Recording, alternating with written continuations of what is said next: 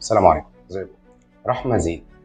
رحمة زين اسم بقى يتردد كتير قوي اليومين اللي فاتوا دول، وممكن يكون خد ترند الفترة اللي فاتت.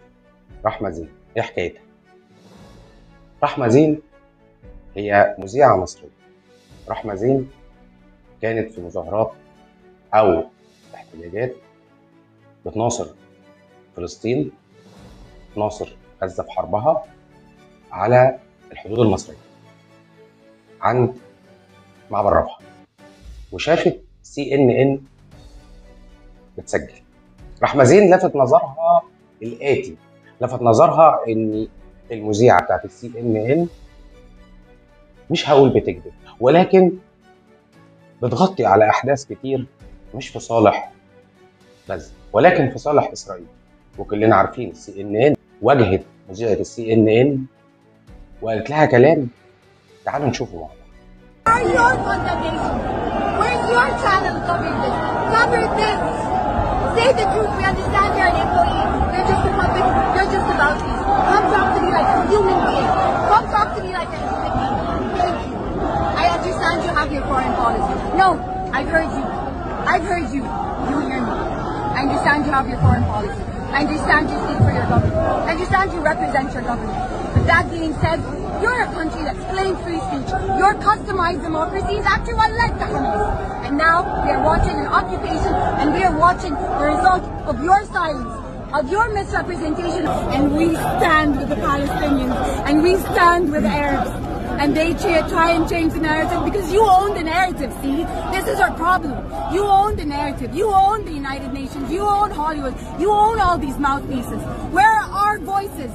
Our voices need to be heard as well. We've been watching your channels, and instead of mourning our dead, instead of mourning these Palestinian children, we've been having سمعنا ايه اللي حصل بين 100 راجل.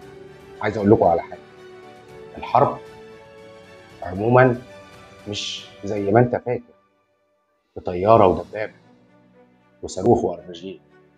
مش هي دي كل الحرب. في حرب مهمه جدا جدا حضرتك مش واخد بالك منها، الا وهي الاعلام. الاعلام ممكن يوقف حروب، الاعلام ممكن يقوم حروب، الاعلام سلاح قوي، الاعلام سلاح خطير. وزي ما حضراتكم شفتوا، الاعلام بنزاهه، الاعلام بشرف. الكلمه توصل وتوصل بحقيقتها، الحقيقه توصل لكل الشعوب. في شعوب مش فاهمه ايه اللي بيدور، في شعوب مش فاهمه حماس دي ايه، في شعوب مقتنعه ان حماس ارهابيه، في شعوب مقتنعه ان كل فلسطين ارهابيه، مش فاهمه ان اسرائيل دي هي اللي احتلت البلد، هي اللي عملت فيهم كده. وعشان كده رحمة زين عملت اللي حضراتكم شفتوه ده. طب كان ايه النتيجه؟ النتيجه ان مذيعه CNN اجبرت انها تسجل معاها زي ما حضراتكم هتشوفوا دلوقتي.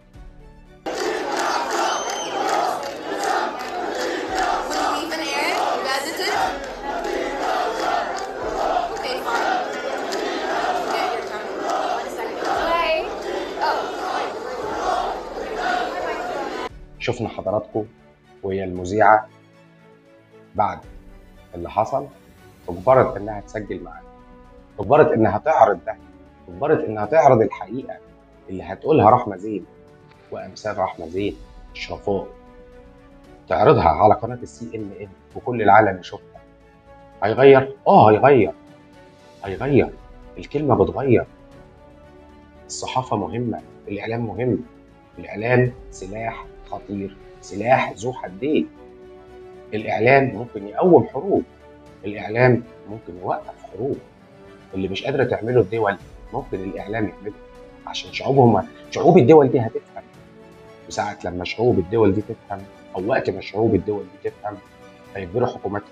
زي ما حضراتكم شفتوا بقى في مظاهرات مناصره لفلسطين ولغزه، مش في الدول العربيه بس، لا، في امريكا، في لندن، في كل حته، في كل الدول الاوروبيه. دلوقتي حضرتك تعمل سيرش عن المظاهرات المناصره لغزه هتلاقيها في الدول الاوروبيه كلها وداخل امريكا.